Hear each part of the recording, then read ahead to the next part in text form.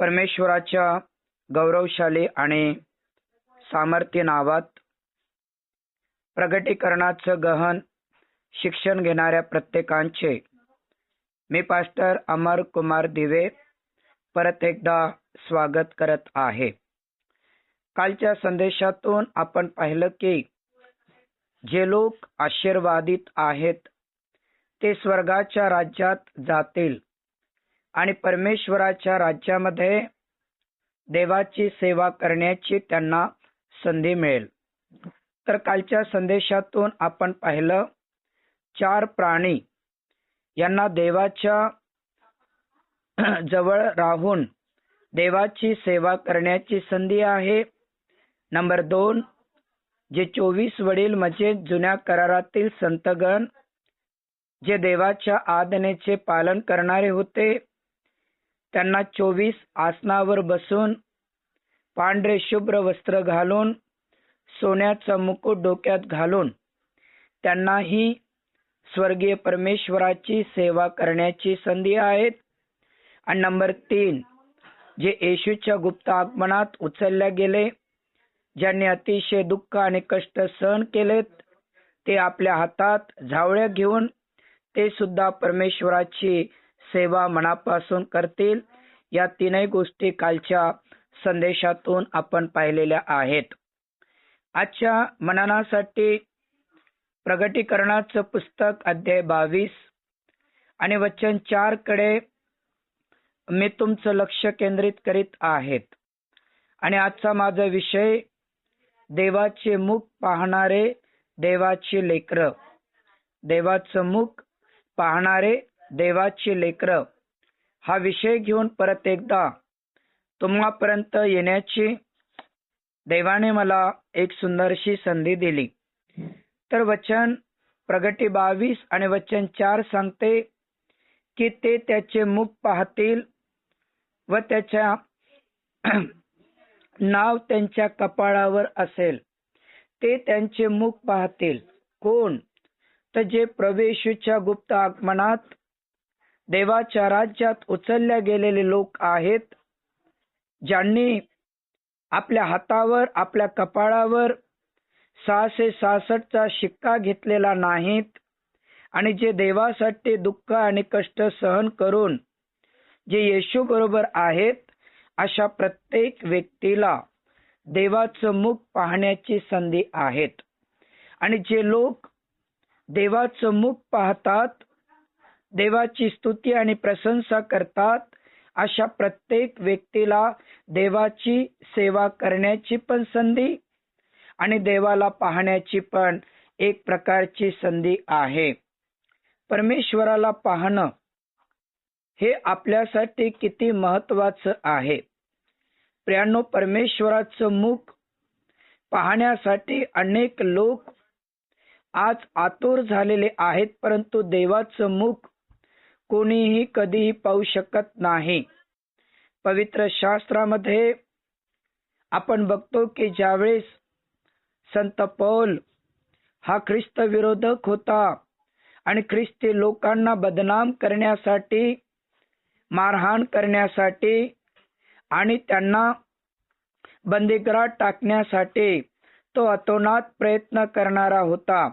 एकदा अशाच प्रकारे प्रमाणपत्र आणण्यासाठी तो चालला आणि अचानक एक प्रकाश त्याच्या समोर आला आणि त्या प्रकाशाकडे पाहून तो आंधळा झाला.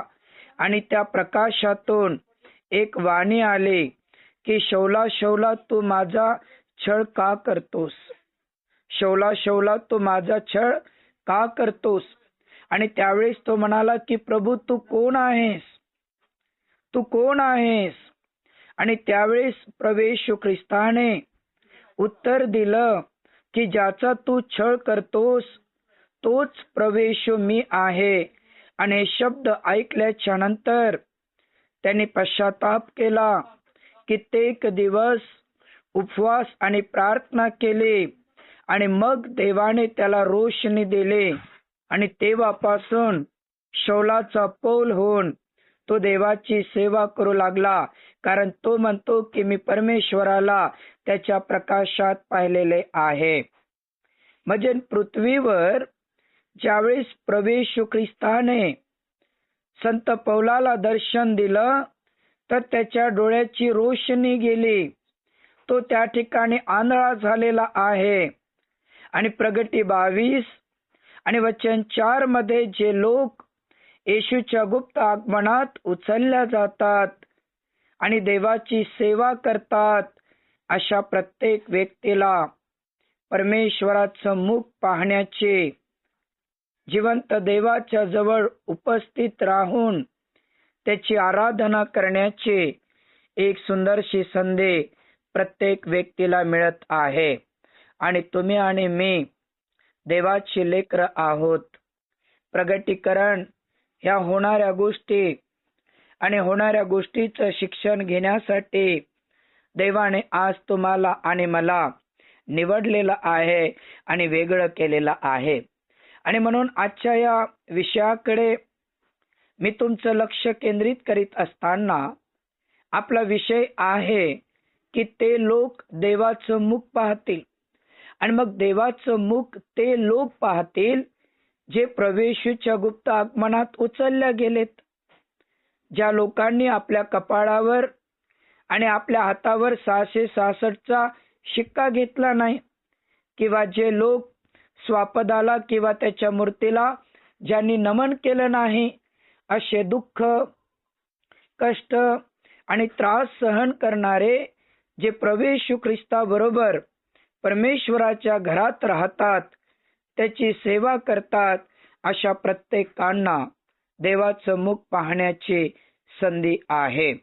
एका ठिकाणी येशूने एका वचनातून एक महत्वाची गोष्ट सांगितलेली आहे. त्यासाठी आपण मत्तयकृत शुभवर्तमान अध्याय 18 आणि वचन 10 कडे आपण आपलं लक्ष लावूया. की ज्यावेळेस प्रभू येशू ख्रिस्त जगात होते त्यावेळेस त्यांनी या ठिकाणी एक सुंदरसं वचन दिलेलं आपल्याला पाहायला मिळत आहे. सांभाळा, या लहानातील एकालाही तुम्ही तुच्छ मानू नका, कारण मी तुम्हाला सांगतो, स्वर्गात त्यांचे दिव्य दूत माझ्या स्वर्गातील पित्याचे मुख नित्य पाहतात. सांभाळा, या लहानातील एकालाही तुम्ही तुच्छ मानू नका, असं बायबलचं वचन आम्हाला शिकवते. सांभाळा आणि या लहानातील एकालाही तुम्ही तुच्छ मानू नका, कारण मी तुम्हाला सांगतो की स्वर्गात त्यांचे दिव्य दूत माझ्या स्वर्गातील पित्याचे मुख नित्य पाहत असतात. म्हणजे पृथ्वीवर लहानातील लहान आणि मोठ्यातला मोठा जो कोणी आहे, अशा कोणालाही आम्ही तुच्छ मानू नये किंवा त्यांच्याबद्दल आपल्या मनात कुठल्याही प्रकारचं द्वेष किंवा तिरस्कार ठेवू नये.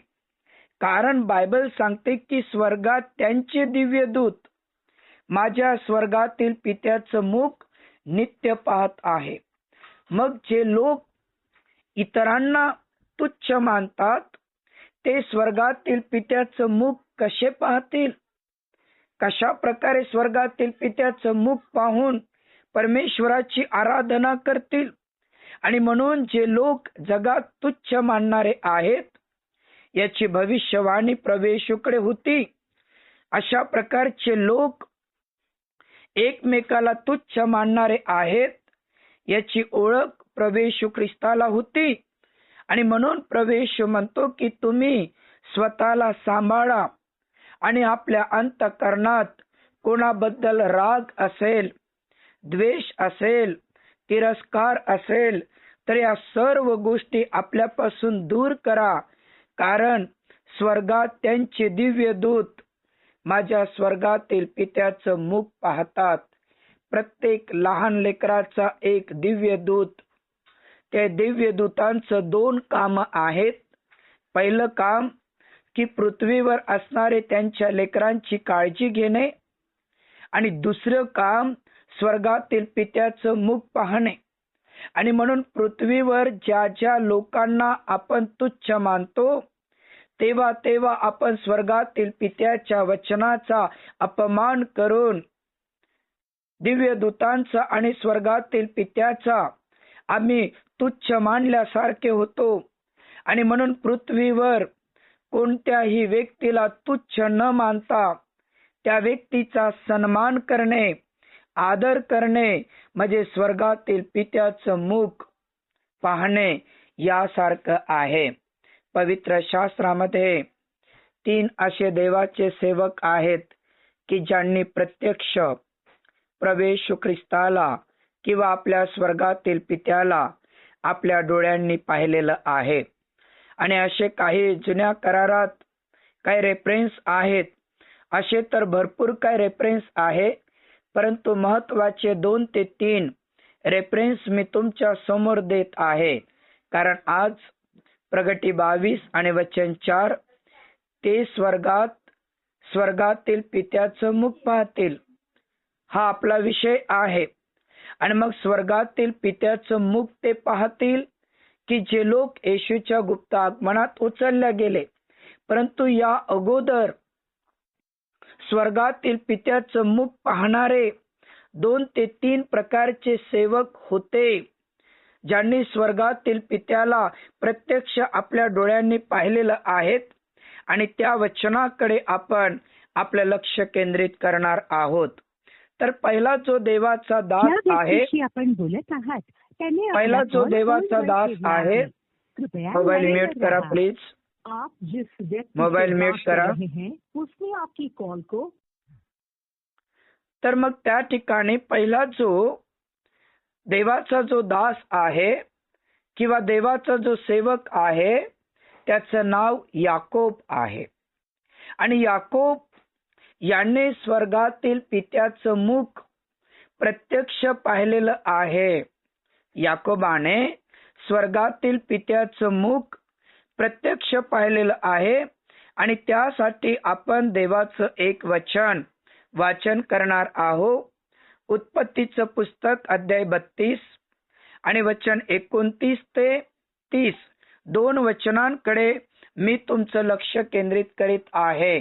आजचा संदेश तुम्ही काळजीपूर्वक ऐका. एक एक वचन लक्ष देऊन तुम्ही ऐका. आणि प्रियांनो, जे देवाचे सेवक या पृथ्वीवर होते, ज्यांनी प्रत्यक्ष जिवंत देवाला पाहिलेलं आहेत, ते त्याबद्दल काय म्हणतात, काय बोलतात याकडे आपण आपलं लक्ष लावूया. तर याकोबाने प्रत्यक्ष जिवंत देवाला पाहिलं. त्यासाठी उत्पत्तीचं पुस्तक अध्याय 32 आपण काढू आणि वचन 29 आणि वचन 30 कडे मी तुमचं लक्ष केंद्रित करत आहे. उत्पत्ती 32 आणि वचन 29 आणि 30. मग याकोबाने विचारले, तुझे नाव काय आहे ते सांग.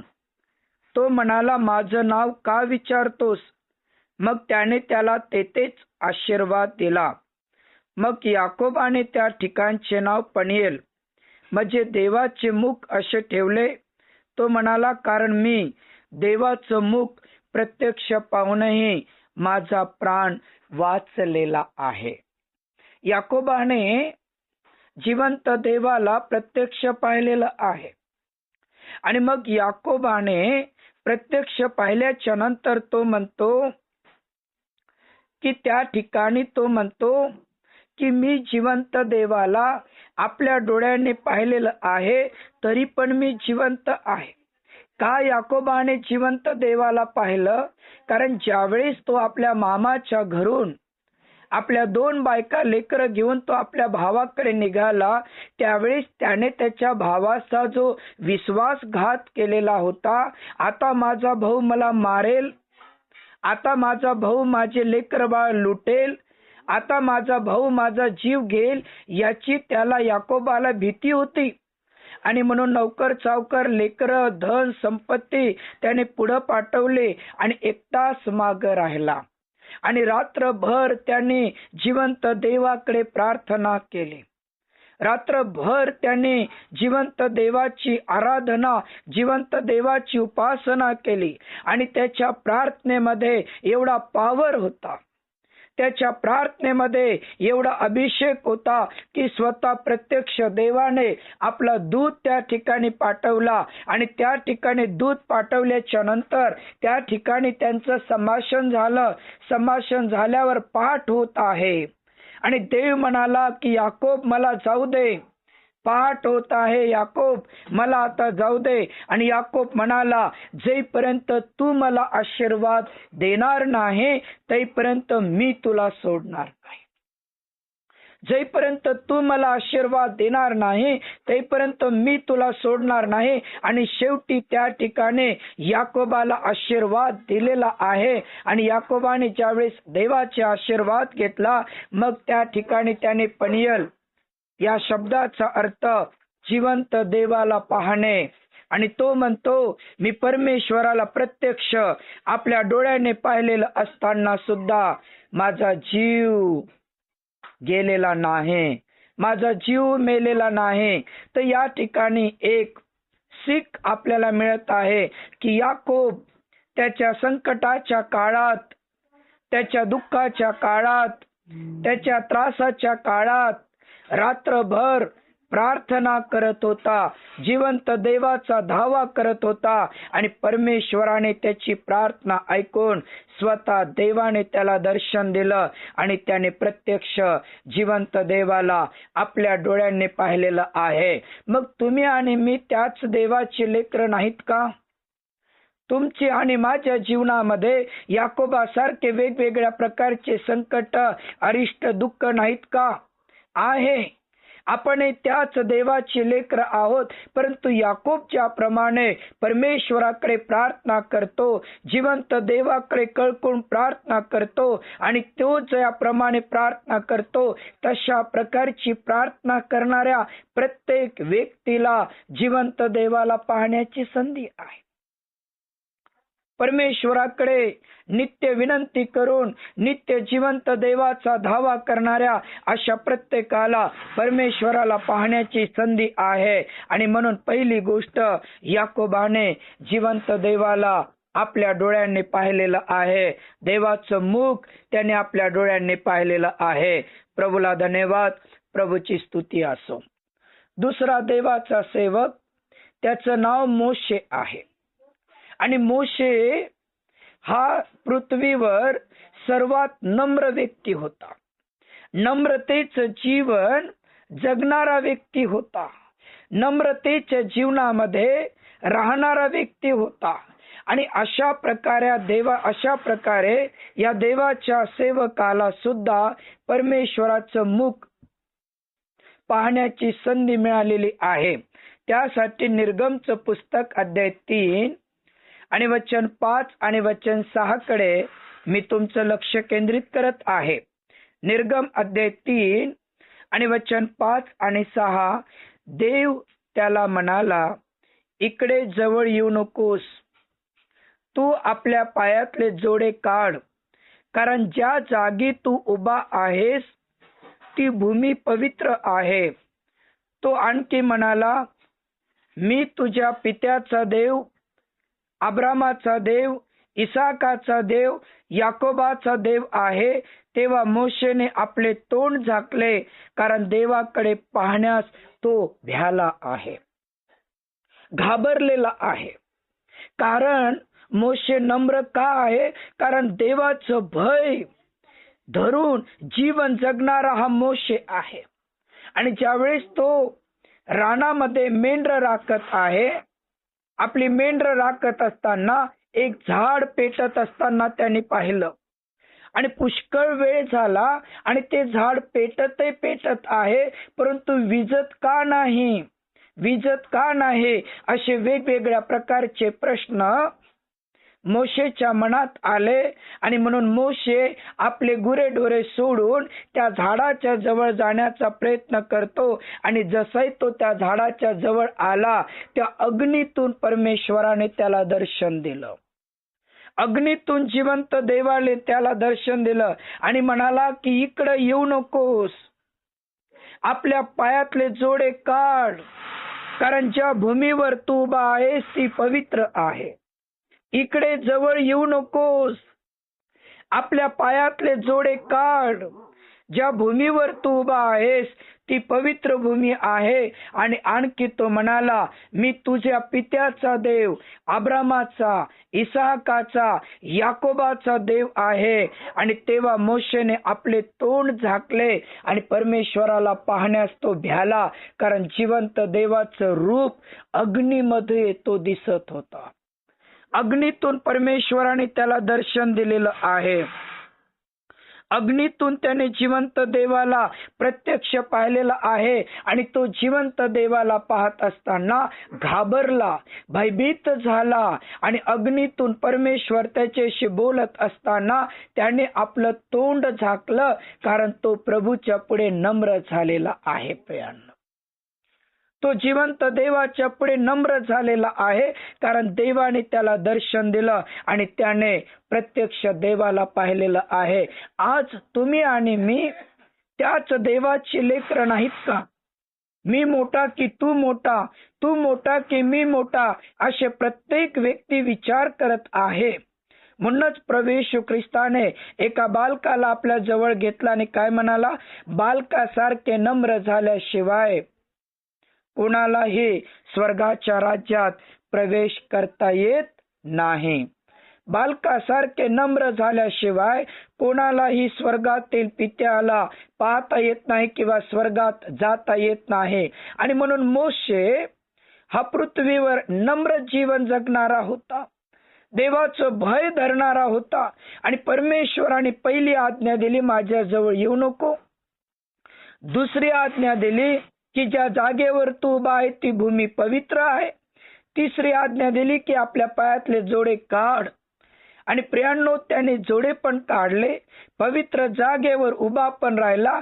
लीन नम्र होऊन त्याने आपले तोंड झाकले, कारण देवाला पाहण्यास तो घाबरला, कारण तो देवाच्या सानिध्यात नम्रतेचं जीवन जगणारा होता. आणि शेवटी त्याला सुद्धा परमेश्वराचं दर्शन झालेलं आहे. त्याने सुद्धा जिवंत देवाला प्रत्यक्ष आपल्या डोळ्याने पाहिलेलं आहे, त्याने पाहिलेलं आहे. तिसरी आणि शेवटची महत्वाची गोष्ट की यशायाने सुद्धा जिवंत देवाला आपल्या डोळ्यांनी पाहिलेला आहे. यशया हा आपले पाप देवापुढे कबूल करणारा, यशया संदेष्टा हा पश्चाताप करणारा, यशया संदेष्टा एक एक पाप देवाच्या पुढे कबूल करून स्वतःचं परीक्षण करणारा आहे. आणि शेवटी त्याला सुद्धा जिवंत देवाला पाहण्याची संधी मिळालेली आहे. त्याने सुद्धा जिवंत देवाला प्रत्यक्ष पाहिलेला आहे. यशाचा ग्रंथ अध्याय 6 आणि वचन 5 ते 7 आम्हाला सांगते. तेव्हा यशया म्हणतो, हाय हाय, माझे आता वाईट झाले, कारण मी अशुद्ध ओटांचा मनुष्य आहे आणि अशुद्ध ओटांच्या लोकात राहतो. सेनाधीश परमेश्वर, राजाधिराज याला मी आपल्या डोळ्याने पाहिलेलं आहे. मग एक सराफ दूत वेदीवरील इंगळ चिमट्याने हाती घेऊन माझ्याकडे उडत आला. तो माझ्या ओटांना लावून त्याने म्हटले, पहा, याचा स्पर्श तुझ्या ओटास होताच तुझा दोष दूर झाला आहे आणि तुझ्या पापाचे प्रायश्चित झालेले आहे. या ठिकाणी पश्चाताप करणारा हा यशया संदेष्टा आहे. पश्चाताप करून जीवन जगणारा आहे. आणि ज्यावेळेस तो पश्चाताप करत असताना, जिवंत देवाकडे आपले पाप कबूल करत असताना अचानक त्याला दर्शन झालं आणि त्याने स्वर्ग उघडलेलं. आणि पवित्र पवित्र पवित्र राजाधिराज सेनाधीश परमेश्वर अशी उपासना करणारे स्वर्गदूत त्यांनी पाहिलं. स्वर्ग उघडलेलं पाहिलं, स्वर्गातील पित्याला त्यांनी पाहिलं. आणि त्या ठिकाणी स्वर्ग उघडलेलं पाहिलं, स्वर्गातील पित्यालाही त्यांनी पाहिलं. आणि स्वर्गदूत जे पवित्र पवित्र म्हणून परमेश्वराची आराधना करणारे होते त्यांना सुद्धा त्यांनी पाहिलं आणि काय म्हटलं, हाय हाय आता मी मरणार, मी अशुद्ध लोकांमध्ये राहतो, मी अशुद्ध ओटांचा आहे आणि मी जिवंत देवाला प्रत्यक्ष पाहिलेलं आहे. मी जिवंत देवाला प्रत्यक्ष पाहिलेलं आहे.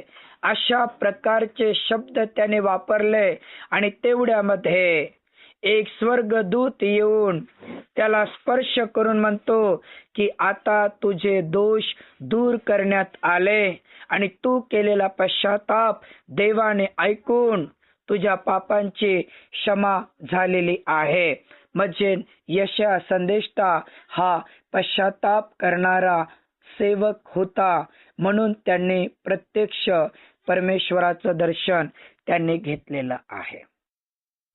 आपले पाप देवाच्या पुढे कबूल करणारा होता.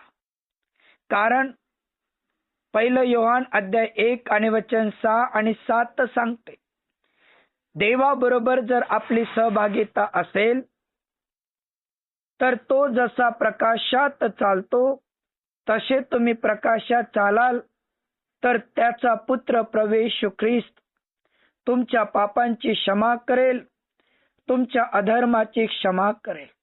म्हणजे तो जसा प्रकाशात चालतो तसे जर आपण प्रकाशात चालत असाल आणि पश्चाताप करणारे असाल तर प्रभू येशू ख्रिस्ताचं रक्त आपल्या पापांची क्षमा करते.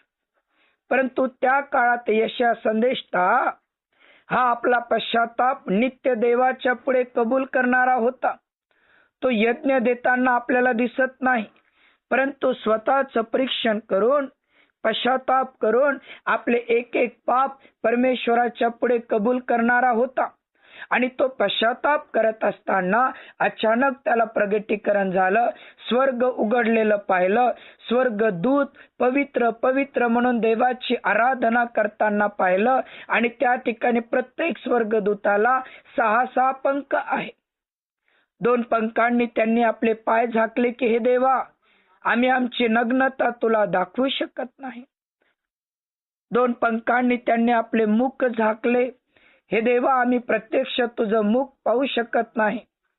आणि 2 पंखांनी उडून पवित्र पवित्र म्हणून देवाची आराधना करत असताना तो म्हणतो, हाय हाय मी जिवंत देवाला प्रत्यक्ष पाहिलं आणि आता मी मरणार, आता मी मरणार. आणि तेवढ्यात परमेश्वर त्याला म्हणतो की तुझ्या पापांची काय झाली, क्षमा झालेली आहे. तुझ्या पापांची क्षमा झालेली आहे. देवाचे प्रिय लोक हो, प्रगटी 22 आणि वचन 4 मध्ये जे प्रभू येशूच्या गुप्त आगमनात स्वर्गाच्या राज्यात उचलल्या जातील ते परमेश्वराचं मुख प्रत्यक्ष पाहतील. हे तर होणाऱ्या गोष्टी आहेत. परंतु या अगोदर याकोब प्रार्थना करणारा होता म्हणून त्यांनी जिवंत देवाचे पाय पकडून म्हटला, तू मला आशीर्वाद दिल्याशिवाय मी तुला सोडत नाही. आणि त्यांनी परमेश्वराला प्रत्यक्ष पाहिलं कारण तो प्रार्थना करणारा होता. मोशे हा नम्र जीवन जगणारा होता, नम्रतेमध्ये जीवन जगणारा होता. भूतलावर सर्वात नम्र व्यक्ती तो होता. आणि म्हणून परमेश्वराकडे त्यांनी पाहिलं की एक झाड पेटत आहे आणि ते विजत का नाही. आणि त्या अग्नीतून परमेश्वराने त्याला दर्शन दिलं आणि अग्नीतून देवाने त्याला दर्शन दिल्यावर देवाकडे पाहण्यास तो घाबरला कारण त्या ठिकाणी ती जागा पवित्र होते. परंतु प्रत्यक्ष त्याने परमेश्वराला आपल्या डोळ्यांनी पाहिलं कारण तो पृथ्वीवरती नम्र होता. तिसरा देवाचा सेवक, तिसरा जिवंत देवाचा सेवक यशया हा पश्चाताप करणारा होता, आपले पाप देवाच्या पुढे कबूल करणारा होता, स्वतःचं परीक्षण करणारा होता. म्हणून परमेश्वराने स्वर्ग उघडलं आणि प्रत्यक्ष जिवंत देव आणि स्वर्गदूत या सगळ्या गोष्टी त्यांनी त्या ठिकाणी पाहिलेल्या आहेत. या तर होणाऱ्या गोष्टी, झालेल्या गोष्टी आहेत. कारण याकोब प्रार्थना करणारा होता म्हणून त्यांनी देवाला पाहिलं. मोशे नम्र व्यक्ती होता म्हणून त्यांनी देवाला पाहिलं. यशा पश्चाताप करून आपले पाप देवापुढे कबूल करणारा होता म्हणून त्यांनी देवाला पाहिलं. परंतु तुम्हाला आणि मला येशूच्या गुप्त आगमनात स्वर्गाच्या राज्यात उचलल्या गेल्याशिवाय प्रत्यक्ष परमेश्वराला पाहता येणार नाही. कारण बायबल आम्हाला सांगते की पहा, जसा रात्री चोर येतो तसा प्रभूचा दिवस येईल. जसा रात्री चोर येतो तसा प्रभूचा दिवस येईल. आणि चोरासारखा प्रभू येईल आणि त्याचे निवडलेले, त्याचे वेगळे केलेले लोक तो आपल्या बरोबर नेईल. म्हणून 1 थेसलनी अध्याय 4, 16 आणि 17 मध्ये स्वतः येशू काय म्हणतो?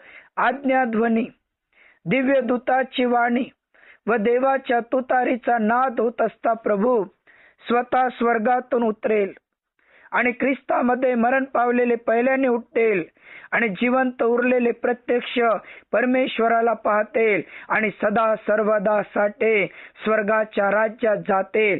येशू जेव्हा तुम्हाला आणि मला घ्यायला येईल तेव्हा प्रत्यक्ष देवाला पाहण्याची, देवाबरोबर राहण्याची तुमच्यासाठी आणि माझ्यासाठी सर्वात मोठी संधी आहे. म्हणून याकोबासारखे प्रार्थना करणारे बना. मोशे सारखं भूतलावर नम्र जीवन जगणारे बना. यशासारखे पश्चाताप करणारे बना. म्हणजे प्रत्यक्ष प्रभू ख्रिस्त जेव्हा आपल्या मंडळीतल्या लोकांना घ्यायला येईल त्यावेळेस त्याला पाहण्याचे आणि त्याच्या बरोबर राहण्याचे तुम्हाला आणि मला संधी मिळेल. जसा रात्री चोर येतो तसा प्रभूचा दिवस येईल. आज अनेक प्रकारचे लोक धनाच्या पाठीमाग, कोणी पदाच्या पाठीमाग, कोणी मीपणाच्या पाठीमाग आपलं जीवनाचे एक एक क्षण बर्बाद करत आहेत. आपल्या आयुष्याचा एक एक दिवस ते बर्बाद करत आहे. परमेश्वराचे प्रिय लोक हो, आकाश आणि पृथ्वी नाहीतशी होईल पण देवाच्या वचनाचा काना आणि मात्रा नाही तसा होणार नाही. आणि म्हणून आपल्या आयुष्याचा प्रत्येक क्षण हा फार महत्वाचा क्षण आहे. आणि म्हणून जिवंत देवाला पाहण्याची संधी आज तुमच्याकडे आणि माझ्याकडे आहे. याकोबाला संधी मिळाली, ती संधी त्याने गमावली नाही. मोशेला देवाला पाहण्याची संधी मिळाली, ती संधी त्याने गमावली नाही. यशाला जिवंत देवाला पाहण्याची संधी मिळाली, ती संधी त्यांनी गमावलेली नाही. आता तुम्ही आणि मी या शेवटच्या काळाच्या शेवटच्या टप्प्यावर जीवन जगत असताना प्रभू येशू ख्रिस्त लाखो दिव्य दूतांबरोबर त्याच्या पवित्र लोकांना, त्याच्या मंडळीतील लोकांना, त्यांच्या वधूला घेण्यासाठी तो येत आहे. तुम्हाला आणि मला जागृत राहण्याची आणि सोबत प्रभूच्या राज्यात जाण्याची एक सुंदरशी संधी आहे. आणि ज्यावेळेस आम्ही देवाच्या राज्यात जाणार, देवाचं मुख पाहून, परमेश्वराच्या पुढे उभं राहून, हातात झावळ्या घेऊन पवित्र पवित्र जो होता, जो आहे आणि जो येणार त्या परमेश्वराची आराधना करण्याची, त्या जिवंत देवाची उपासना करण्याची संधी आहे. आज मानव एखाद्या मानवाला पाहण्यासाठी किती आतुर असतो, परंतु जिवंत देवाला नाही. जिवंत देवाला नाही. 18 वर्षापूर्वी जेव्हा मला एक फोन आला की पास्टर साहेब अभिनंदन, तुम्हाला मुलगा झाला आणि तुमच्या मुलाची प्रकृती चांगली आहे, तुमच्या पत्नीची प्रकृती पण चांगली आहे. आणि मी एका खेड्या गावात जिथे लोड सिटिंग होतं, 12-12 तास लाईट नाही, रस्ते नाही, पिण्यास पाणी नाही, बाजारला जाण्यासाठी 3 किलोमीटर जावं लागे, अशा ठिकाणी देवाची सेवा करत असताना जेव्हा फोन आला की पास्टर साहेब तुम्हाला मुलगा झाला, तो क्षण, तो आनंद माझ्यासाठी इतका महत्वाचा होता. आणि काय करावं काय नाही करावं, कारण माझ्या मोठ्या मुलाचं रूप पाहण्यासाठी माझा जीव आतुर झालेला होता. याला फोन करो, त्याला फोन करो, चर्चच्या लोकांना फोन करो. इतका आनंद झाला आणि दुसऱ्या दिवशी लगेच उठलो आणि 12 ते 15 तासाचा प्रवास केला. आणि तो प्रवास करत असताना एक मिनिट माझ्यासाठी फार महत्वाचा होता की मी आतापर्यंत अनेकांची लेकरं पाहिले. आज देवाने मला माझं स्वतःचं बाळ, माझा स्वतःचा मुलगा आशिष याला पाहण्याची संधी आहे आणि त्याला पाहण्यासाठी माझा जीव आतुर झाला. आणि ज्यावेळेस मी त्याला पाहिलं त्यावेळेस तो आनंद गगनात मावेनासा झाला.